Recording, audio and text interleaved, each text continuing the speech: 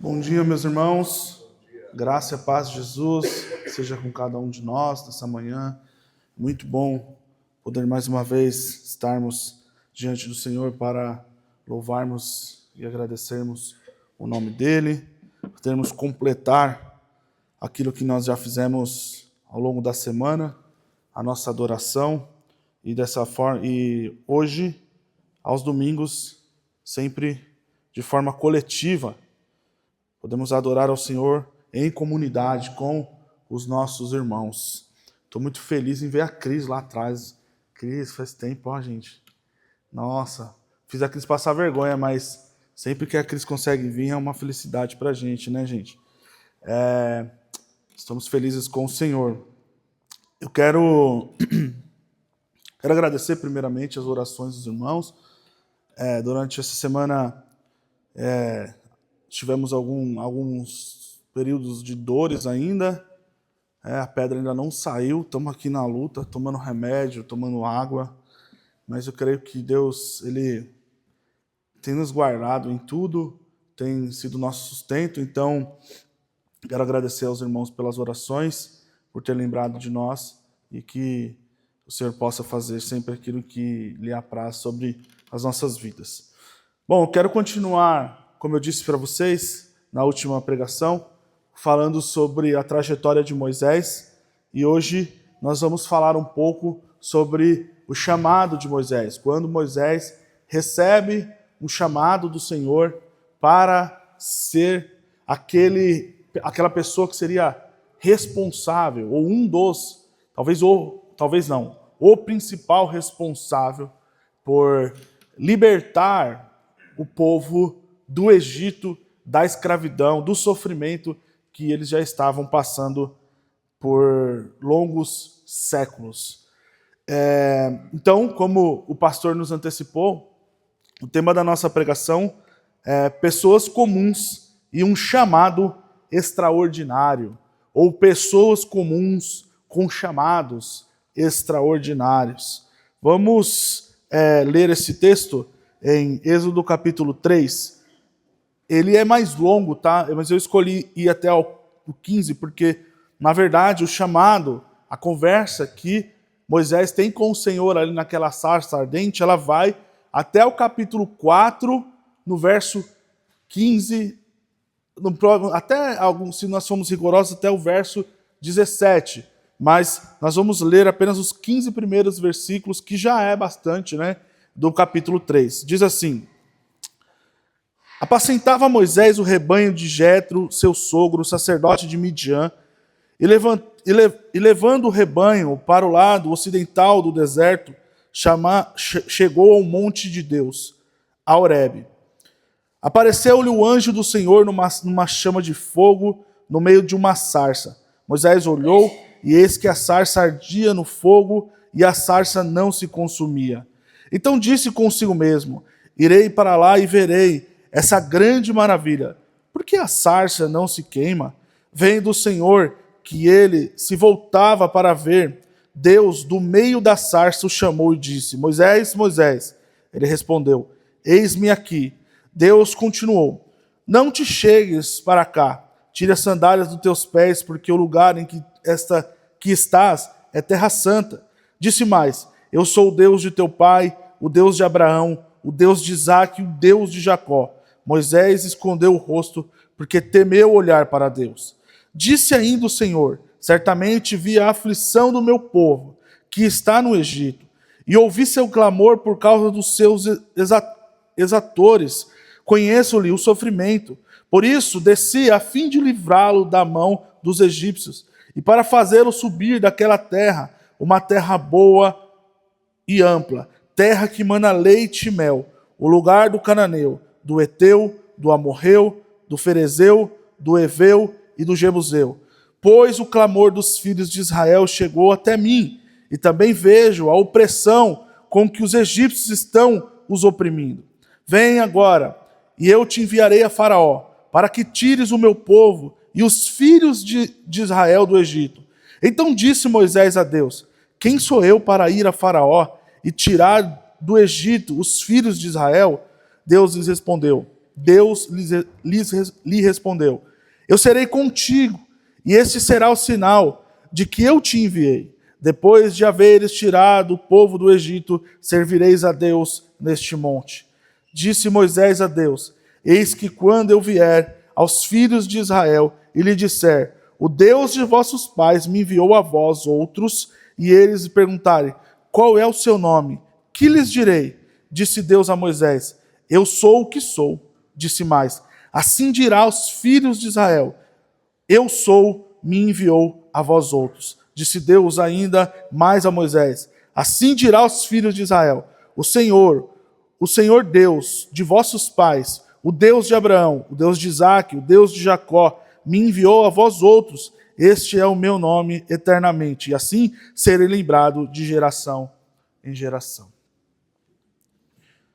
Na última pregação nós falamos sobre o nascimento de Moisés e nós destacamos que Deus cuida dos seus servos, até mesmo em momentos das quais nós não conseguimos nem sequer perceber o cuidado de Deus. E não temos nem capacidade de imaginar e de ver que Deus está cuidando e nos livrando, como foi no caso do infanticídio causado por Faraó e o livramento de Deus por meio das parteiras a Moisés.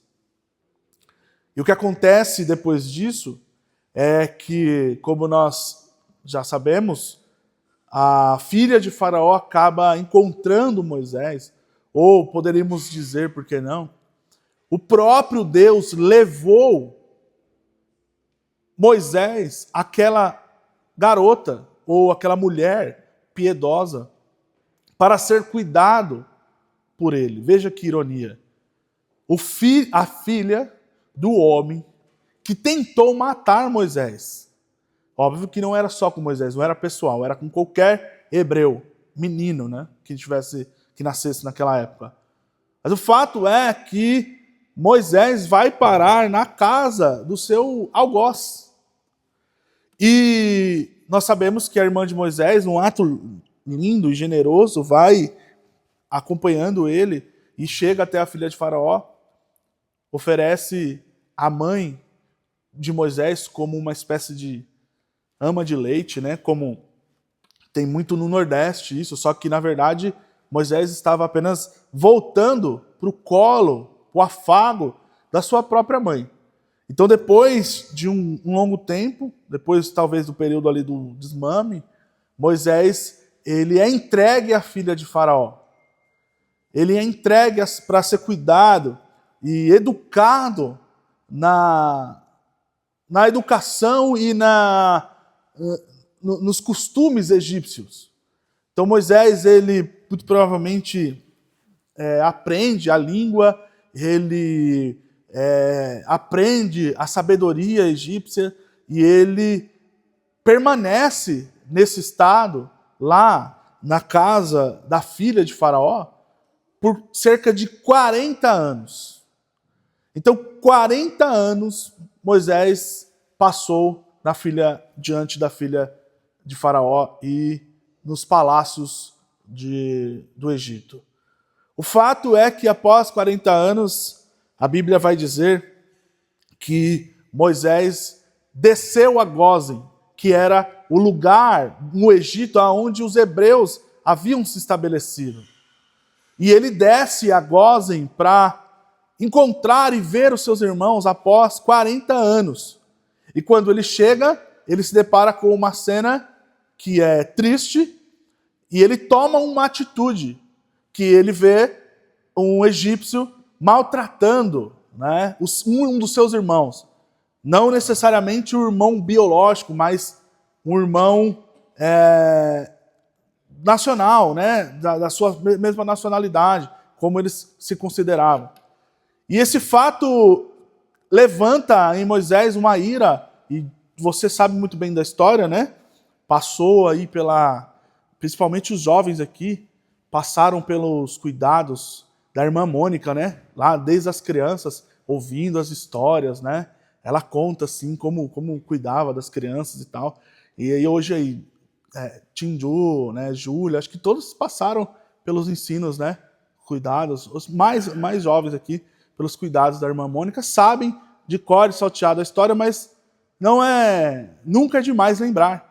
Moisés, ele toma essa atitude irada, ele tira a vida desse egípcio, enterra ele na areia, e outro dia ele vai visitar novamente os seus irmãos, e ele vê agora 2 hebreus brigando, e ele vai apartar a briga, e nessa que ele vai apartar a briga, ele é repreendido por um dos seus irmãos, dizendo: quem disse que você é juiz? Quem disse que você é o árbitro entre nós para decidir se nós devemos ou não brigar?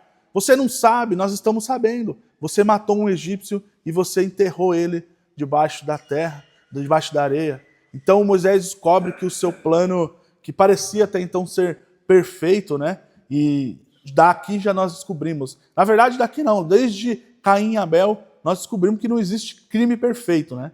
Sempre tem um rastro, sempre o criminoso deixa um rastro. E aí Moisés é descoberto e ele fica sabendo que Faraó queria tirar a sua vida, porque ele havia tirado a vida de um egípcio, e ele foge desesperadamente e vai parar nas terras de Midian. Quando ele vai parar na terra de Midian, aí tem toda aquela história que ele se encontra com as filhas de Jetro no poço e os pastores não queriam deixar ela tirar água do rebanho, e ele vai e defende as meninas e tal, casa com uma delas, e nos próximos 40 anos, Moisés vai passar a sua vida agora dos palácios, dos seus primeiros 40 anos no palácio, agora ele vai passar os próximos 40 anos pastoreando ovelhas no deserto, pastoreando as ovelhas de seu sogro. E um dia, um fatídico dia, Moisés estava pastoreando as ovelhas do seu sogro, já aos 80 anos de idade, e marque bem porque isso é importante, 80 anos de idade. Se 80 anos de idade já não é bom para uma pessoa nos dias de hoje, com toda a estabilidade, com toda a qualidade de vida, óbvio, nem todos têm, né? Com alguns que possuem qualidade de vida, 80 anos já não é um momento bom para se estar trabalhando em um trabalho tão árduo como estar num deserto, estar em lugar de clima desértico, cuidando de ovelhas. Você imagina naquela época. Então, com 80 anos, Moisés está pastoreando as ovelhas do seu sogro, e ele decide para um lugar que era incomum. Ele vai parar, ele atravessa de um lugar ao outro e vai parar num deserto, mais especificamente num monte chamado Horebe. Um monte chamado Horebe, que mais à frente vai ficar conhecido como o Monte Sinai, ou o Monte de Deus, né? Mais à frente, quando eles saírem do Egito, é lá que vai acontecer o jejum de Moisés, né? A entrega das tábuas, Deus se manifestando, enfim, vários acontecimentos que aconteceram neste monte. Porém, só abrindo um parênteses, que este monte não tinha nada de especial. Não tinha nada de especial. A não ser a partir do momento em que Deus se manifestou para Moisés neste monte. A partir do momento em que Deus pisou os seus pés, óbvio que metaforicamente dizendo, que ele se manifestou neste monte comum, este lugar que é uma rocha, um lugar desértico, passou a ser chamado do monte de Deus. Porque pessoas e lugares comuns tornam-se lugares e pessoas extraordinárias a partir do momento em que Deus se manifesta neles. Essa é a primeira lição que o texto vai nos dizer, é só um parênteses. Mas este lugar não tinha nada de especial. O que tinha de especial nele foi que Deus decidiu se manifestar a Moisés naquele lugar.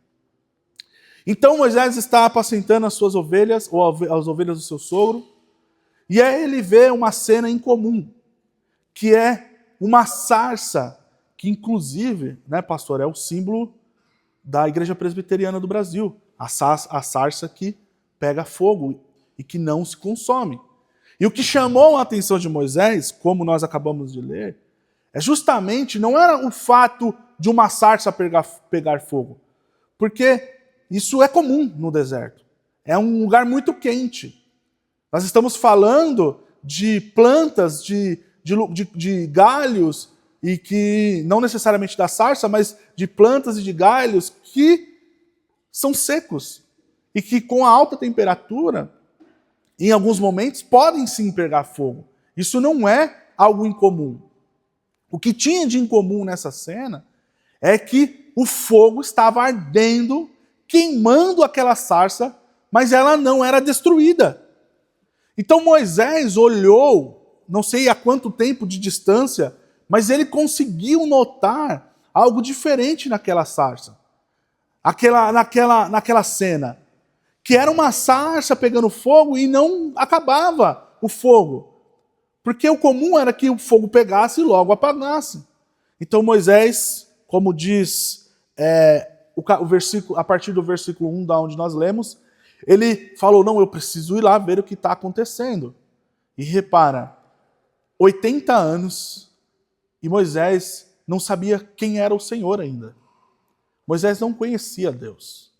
E Deus decidiu se manifestar a Moisés enquanto ele estava trabalhando, enquanto ele estava cuidando, enquanto ele estava ocupado, se ocupando com as coisas do seu sogro.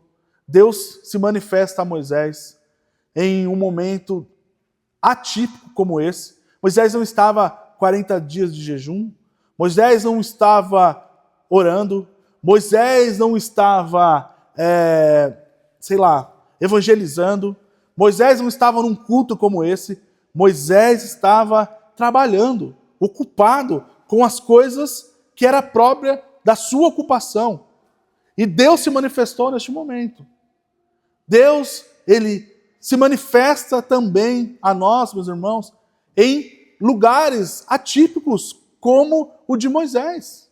Então, nós temos que prestar bem atenção, que pode ser que um dia, Eric, você esteja lá fechando um contrato, prestes a fechar um contrato de 1 milhão, e aí você começa a ver alguma coisa no escritório pegando fogo e não se consumindo. Mas aí, se isso acontecer, você chama o bombeiro, né? Porque muito provavelmente é um incêndio lá onde você trabalha.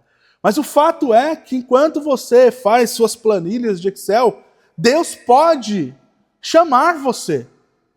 Enquanto nós fazemos os nossos deveres diários, arrumamos o nosso quarto, lavamos uma louça, ou, varremos um chão, ou estamos num escritório de advocacia, seja lá o que for, Deus pode se manifestar.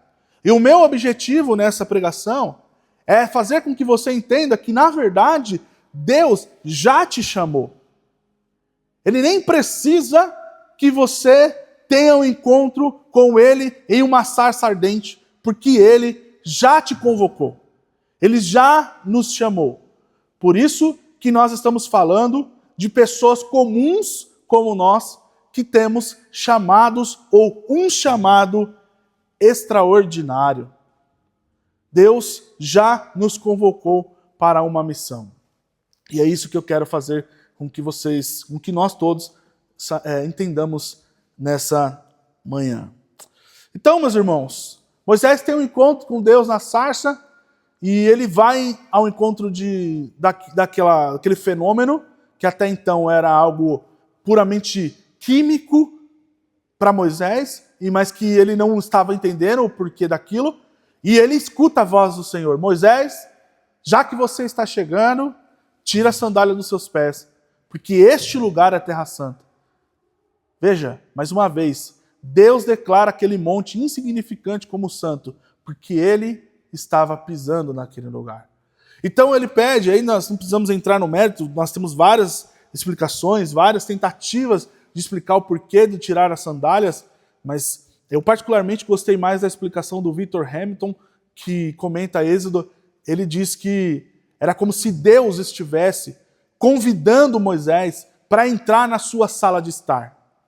Moisés, tira a sandália. E aqui é um lugar propício, né, para me pregar isso, porque a cultura coreana não deixa entrar de sapato dentro de casa. Às vezes eu entro na casa de uns irmãos, aí eu lembro, né, e vou lá tirar. Inclusive, eu até conversei com a Ellen, que nós estamos prestes a mudar para um apartamento, sair da casa que nós estamos e ir para o apartamento. Esse é um hábito que nós vamos adotar lá em casa. Hoje já não dá mais, porque a sapateira já fica lá no quarto e tudo, então, mas nós vamos adotar este hábito. Então Moisés, ao chegar diante de Deus, Deus diz: Moisés, eu estou te convidando para você entrar, mas não é de qualquer jeito, não é de qualquer forma. Tira a sandália dos seus pés, porque aqui é terra santa. Mas Deus não está desfazendo de Moisés, muito pelo contrário. Ele está o acolhendo, dizendo: chega aqui para perto. E aí quando Moisés chega perto, ele começa a ter um diálogo com o Senhor do meio daquela sarça. Deus fala com ele do meio daquela sarça, dizendo sobre o que seria o chamado de Moisés. Que Deus o enviaria para resgatar o povo do Egito e livrar eles da mão de Faraó. E aí ele ainda diz, né, que o sinal que Deus estaria enviando e que aquilo era a verdade que Deus estava falando, é que um dia o povo voltaria àquele monte para servir, para adorar ao Senhor. Deus diz a Moisés: um dia o sinal que prova o que eu estou falando é verdade é que vocês um dia voltarão para cá e me servirão. Isso servirá de sinal. Veja, para outras pessoas o sinal foi cajado que virou serpente, foi a mão de Moisés que ficou leprosa e ao mesmo instante ficou boa, o rio que se transformou em sangue. Para os egípcios nós tivemos as 10 pragas como sinal, mas para Moisés o chamado, a confirmação do chamado é que pessoas serviriam ao Senhor. É que Deus traria as pessoas àquele monte para servir e adorar ao Senhor. Então quando Moisés saiu do Egito, quando Moisés com o povo de Israel, quando ele chega no Monte Sinai, é como se Moisés estivesse chegando, olhando para Deus e dando um joia. Ó Deus, tá tudo certo, deu tudo certo, agora de fato nós cumprimos essa primeira etapa. Então nós sabemos que aí Moisés chega de Faraó e, enfim, tem tudo aqueles entraves, ele deixa, depois não deixa, mas o nosso foco hoje é falar sobre o chamado extraordinário que Moisés recebeu. E esse chamado de Moisés nos ensina algumas coisas. Como, por exemplo, o nosso primeiro ponto é que nós somos chamados, nós somos convocados a uma missão que primeiramente não é nossa, é uma missão de Deus. Olha o que o verso 7 e 8 diz. Disse ainda o Senhor: certamente vi a aflição do meu povo que está no Egito, e ouvi o seu clamor por causa dos seus exatores. Conheço-lhe o sofrimento, por isso desci a fim de livrá-lo da mão dos egípcios. Veja, antes de Moisés ser convocado, Deus que desceu para livrar o povo do Egito. Antes de Moisés saber que ele havia sido chamado por Deus para livrar o povo do Egito, antes de Moisés pedir a Faraó, Deus é que desceu para livrar o povo do Egito. Moisés e nós precisamos saber que somos convocados por Deus a uma missão que primeiramente é dele. A isso nós chamamos, na teologia, de Missio Dei, ou a missão de Deus. Então nós precisamos diferenciar o que são missões da Missio Dei. A Missio Dei é aquilo que Deus fez e está fazendo por meio de Cristo. Ou seja, reconciliar consigo o mundo, como disse Paulo. Essa é a grande missão de Deus, a missio Dei. Desde Gênesis, quando ele dá o decreto à mulher de que uma das suas descendências iria pisar na cabeça da serpente, ali já começa a missio Dei, a missão de Deus, que foi cabalmente cumprida por Jesus, de reconciliar consigo o mundo. Então essa é a missão de Deus, que aqui no texto está descrito como Deus descendo para livrar o povo dos egípcios. Moisés foi incluído na missão de Deus. Assim como nós somos convocados a entrarmos na missão de Deus. Mas nós precisamos saber essa verdade. A missão, primeiramente, não é nossa. A missão é de Deus. A missão não foi arquitetada primeiramente no nosso coração. A missão é do Senhor primeiramente. E o que isso é importante? Por que isso é importante saber? Principalmente porque isso nos livra do peso e da culpa ou da tentação de achar que nós temos obrigação de convencer as pessoas do seu pecado. Isso não é tarefa nossa. Isso é tarefa de Deus. Então, não adianta nós nos martirizarmos e ficarmos esbofeteando a nossa carne, como disse Paulo, nos chicoteando mentalmente, questionando a Deus do porquê disso, porquê daquilo, porquê a igreja fulana cresce, a outra igreja deixou de crescer, porquê que a igreja ciclana está com cheio e nós não estamos. Isso nos livra do peso, da responsabilidade de querer convencer as pessoas, porque isso não é obra nossa. Não é uma ação que nós temos poder de convencer as pessoas.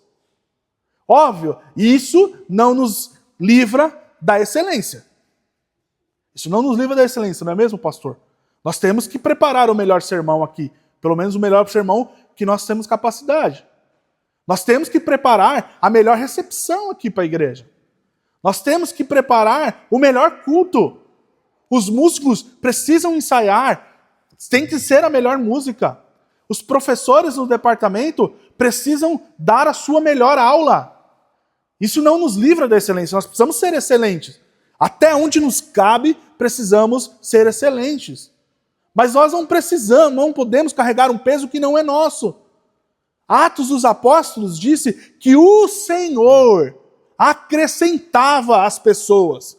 A cada pregação de Pedro, de 5.000, de 2.000 almas que iam se convertendo, Deus, a Bíblia vai deixar bem claro, Deus ia acrescentando.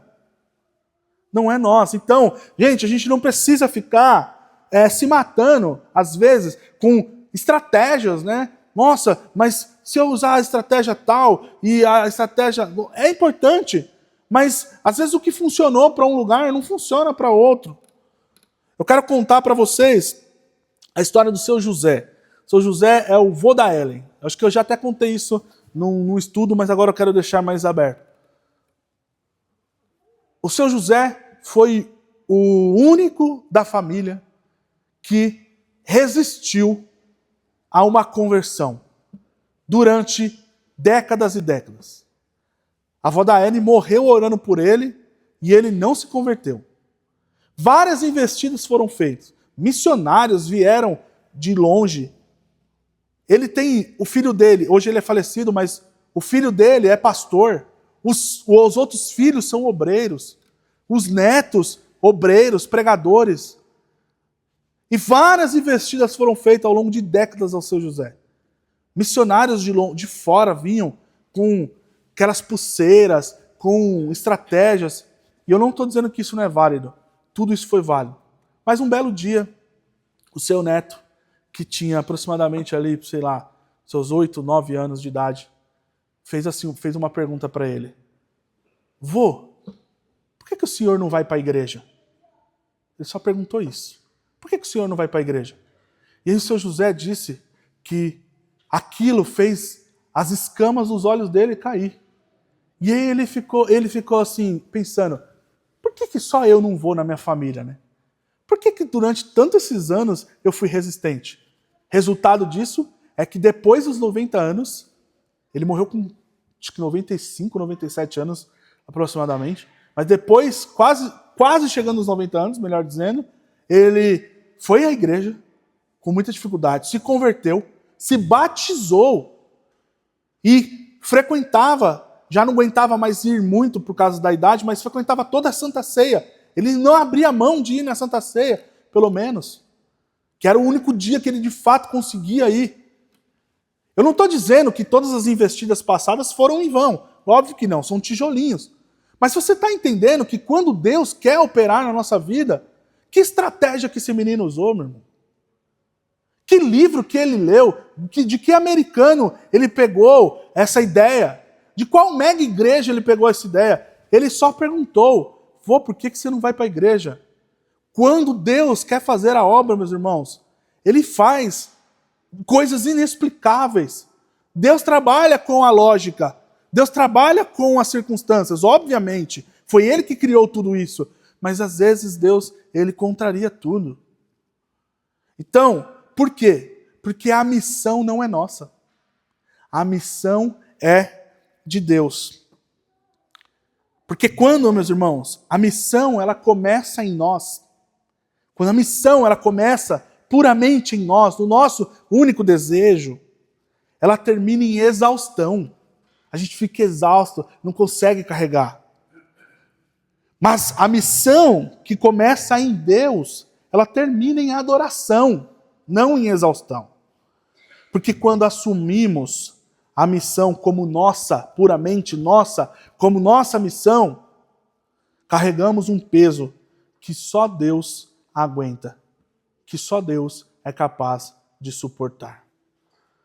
Então, nós precisamos saber disso. A missão é primeiramente de Deus. Nós fomos convocados a entrar e fazer parte dessa missão maior, a Missio Dei, a missão de Deus. E no que consiste essa missão? A missão consiste em ir a pessoas oprimidas e pessoas aflitas. Ir a um povo aflito e oprimido. O verso 7 diz, disse Deus ainda, disse o Senhor, certamente vi a aflição do meu povo que está no Egito. Verso 9, pois o clamor dos aflitos de Israel chegou até mim. Meus irmãos, Deus nos chama, Deus nos chamou para irmos a um povo que está clamando por socorro. Deus nos chamou para irmos a pessoas que estão clamando por socorro. Agora, não pense você que pessoas clamando por socorro são pessoas puramente na esquina que estão desesperadas, gritando, que são usuários de droga, que são alcoólatras. Não é somente isso. Isso também é pessoas que estão clamando por socorro. Pessoas que clamam por socorro, às vezes, nem sempre dizem que precisam de socorro. Porque o que a vida dela mostra, principalmente nas redes sociais, é outra coisa. Às vezes nós olhamos para a vida de pessoas e nós estamos na era dos influencers digitais. Nós olhamos e às vezes, vamos ser sinceros, irmãos, sem hipocrisia, às vezes dá uma vontadezinha, né, irmão, de pelo menos metade, né? É muita coisa, né? É muito carro de luxo. É muita casa com piscina. É muito esbanjamento, sabe?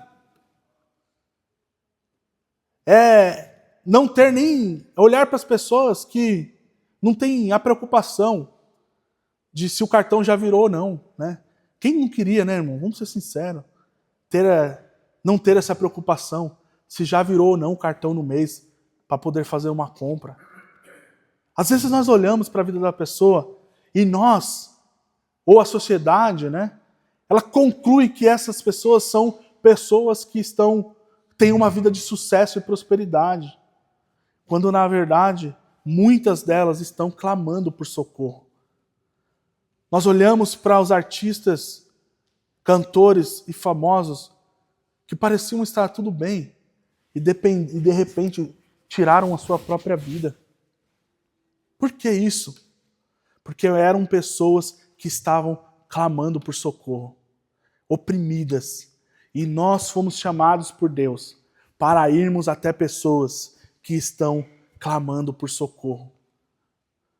Moisés estava sendo chamado por Deus para entrar no meio, diante do sofrimento de um povo.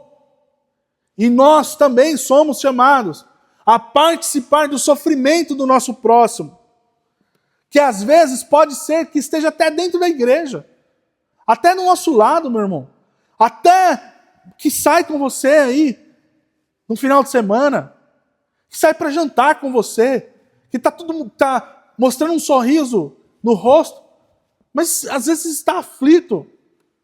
Por isso é importante, e nós vamos sempre insistir com isso, importante o ato de congregar, o ato de estar junto, o ato de vir aqui. Talvez quase todos aqui não conseguem se encontrar no meio da semana durante sua vida corrida, mas o domingo é uma bênção que Deus nos deu para nós estarmos juntos.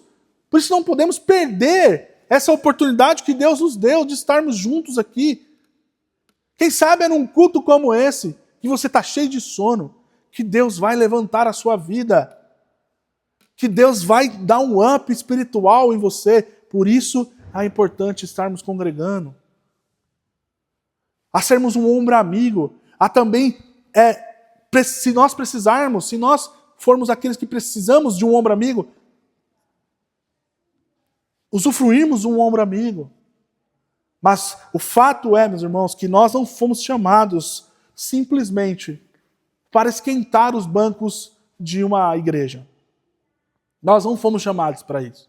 Fomos convocados por Deus para participar do sofrimento das pessoas, do sofrimento do próximo. Ser chamado por Deus é ser enviado para um lugar, meus irmãos, aonde a dor é real, aonde a vida real, fora das redes, fora do mundo de fantasia, é dolorido. Não para um lugar que parece perfeito, um país das maravilhas. Fomos chamados a entrar na dor do próximo. Nossa missão começa onde a aflição é maior que a alegria, que a vontade de viver, a vontade de servir ao Senhor. Aí começa a nossa missão, onde os aflitos clamam, porque é lá que Deus mostra o seu amor, não só a nós, mas ao nosso próximo também. Isso nos leva ao terceiro ponto. Primeiro, nós falamos que Deus, Ele nos chama a uma missão que é propriamente dele, primeiramente. Segundo, que Deus, Ele nos chama a um povo aflito.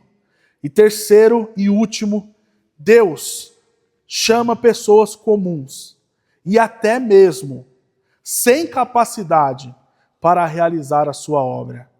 Verso 11 diz assim: Então disse Moisés a Deus: Quem sou eu para ir a Faraó e tirar do Egito os filhos de Israel? Lá no capítulo 4, no verso 11, Moisés vai dar mais um agravante do porquê ele não poderia ser enviado por Deus. Respondeu-lhe o Senhor, melhor dizendo, no verso 10, então disse Moisés, 4, verso 10, então disse Moisés ao Senhor, Senhor, eu nunca fui eloquente, nem outrora, nem depois que falastes a teu servo, pois sou pesado de boca e pesado de língua. Moisés sabia, aqui nós temos um misto, né, de desculpinha esfarrapada, que ele não queria ir, com uma autocrítica. Moisés sabia da sua incapacidade, mas Moisés conhecia suas incapacidades, mas desconhecia o poder aperfeiçoador de Deus, meus irmãos. Esse que era o ponto. Nós, às vezes, somos muito ligeiros, muito rápidos em apresentar as nossas dificuldades. Falta de tempo, falta de capacidade intelectual, seja preparação, seja o que for. Mas nós desconhecemos o poder aperfeiçoador de Deus. E enquanto nós vamos servindo, Deus vai nos aperfeiçoando e transformando e nos usando na obra dele. Irmãos, Deus faria a obra dele muito mais rápido, com muito mais eficácia e eficiência, sem a gente. Vamos ser sinceros. Ele ia ser muito mais rápido. Deus gastou 80 anos com Moisés para chamar ele. Ele faria a obra dele muito mais rápido sem você, sem eu, que fica dando desculpinha para Deus, que fica, sabe, falando que não é possível, que não dá, que, sabe, colocando tanta desculpa, como ele disse, mas Deus, se eu for lá, eles não vão nem me escutar, Senhor. Eles não vão dar, e quando eu for lá e falar, quem foi que me enviou, e disserem, o eu sou me enviou, eles não vão me escutar, eles não vão acreditar em mim. Eu não sei falar, eu sou pesado de língua, eu não, sabe, Moisés era um tipo de papo reto, né? Ele era o cara que falava ali e pronto, não tinha muito floreio. Não era bom com o discurso, não conseguia convencer as pessoas. Nem que o céu era azul, as pessoas tinham que olhar para ver se o céu era azul. Moisés era incapaz. Então Deus faria essa obra, obviamente, que ele faria a obra dele melhor sem eu, muito melhor, muito mais eficácia e velocidade. Mas a graça do Evangelho é que ele nos chamou para sermos cooperadores na Missio Dei, na missão dele. Mesmo sendo pessoas que atrapalham a obra de Deus, porque é isso que a gente faz, vamos ser sinceros. Muitas das vezes nós atrapalhamos a obra de Deus. A gente fica com picuinha, a gente briga, a gente fica com birra um do outro. A gente atrapalha a obra de Deus. E mesmo assim, Deus nos chamou. Isso é graça, meus irmãos. Deus nos chamou e convocou. Então Deus não vai contar, aqui nessa igreja, Deus não vai contar com o Juliano Som. Ele não vai contar com o Fernandinho. Ele não vai contar com o melhor baterista. É com a gente que ele está contando.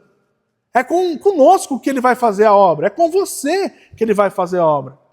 Ele não vai contar com os melhores, com os mestres, os doutores em teologia, espalhados pelo mundo, trazer aqui para fazer um trabalho. É com você, é a partir de você, que às vezes se sente incapaz de fazer a obra.